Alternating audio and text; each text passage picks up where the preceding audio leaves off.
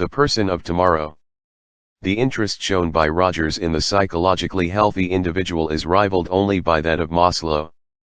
Whereas Maslow was primarily a researcher, Rogers was first of all a psychotherapist whose concern with psychologically healthy people grew out of his general theory of therapy.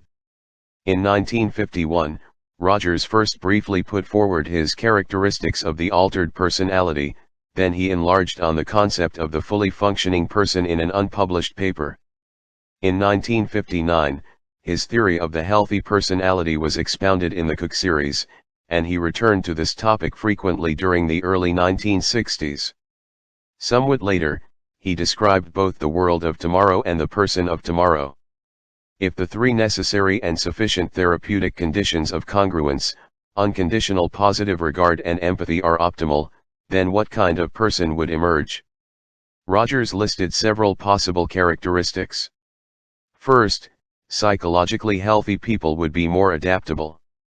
Thus, from an evolutionary viewpoint, they would be more likely to survive, hence the title Persons of Tomorrow.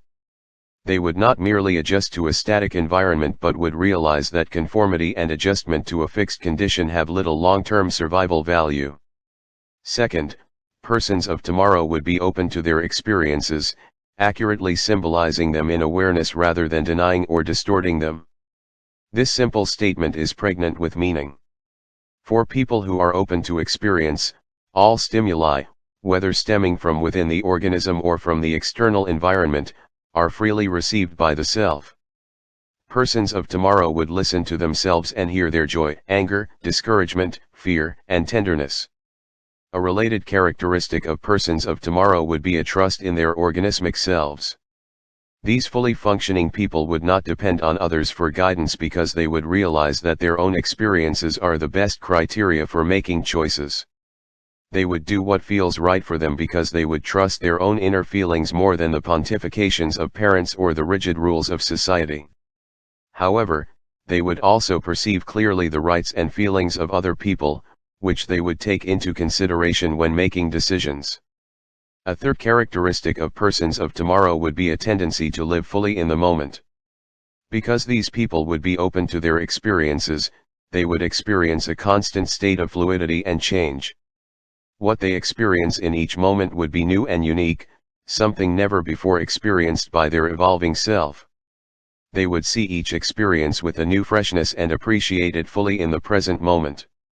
Rogers referred to this tendency to live in the moment as existential living. Persons of tomorrow would have no need to deceive themselves and no reason to impress others. They would be young in mind and spirit, with no preconceptions about how the world should be. They would discover what an experience means to them by living that experience without the prejudice of prior expectations. Fourth, persons of tomorrow would remain confident of their own ability to experience harmonious relations with others. They would feel no need to be liked or loved by everyone, because they would know that they are unconditionally prized and accepted by someone. They would seek intimacy with another person who is probably equally healthy, and such a relationship itself would contribute to the continual growth of each partner. Persons of tomorrow would be authentic in their relations with others. They would be what they appear to be, without deceit or fraud, without defenses and facades, without hypocrisy and sham. They would care about others, but in a non-judgmental manner. They would seek meaning beyond themselves and would yearn for the spiritual life and inner peace. Fifth, persons of tomorrow would be more integrated, more whole, with no artificial boundary between conscious processes and unconscious ones. Because they would be able to accurately symbolize all their experiences in awareness, they would see clearly the difference between what is and what should be, because they would use their organismic feelings as criteria for evaluating their experiences. They would bridge the gap between their real self and their ideal self, because they would have no need to defend their self-importance, they would present no facades to other people, and because they would have confidence in who they are, they could openly express whatever feelings they are experiencing. Sixth, persons of tomorrow would have a basic trust of human nature.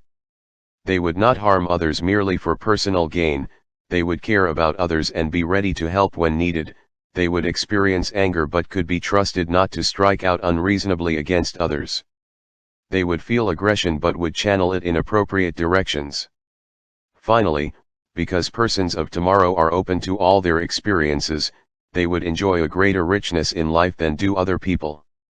They would neither distort internal stimuli nor buffer their emotions. Consequently, they would feel more deeply than others. They would live in the present and thus participate more richly in the ongoing moment.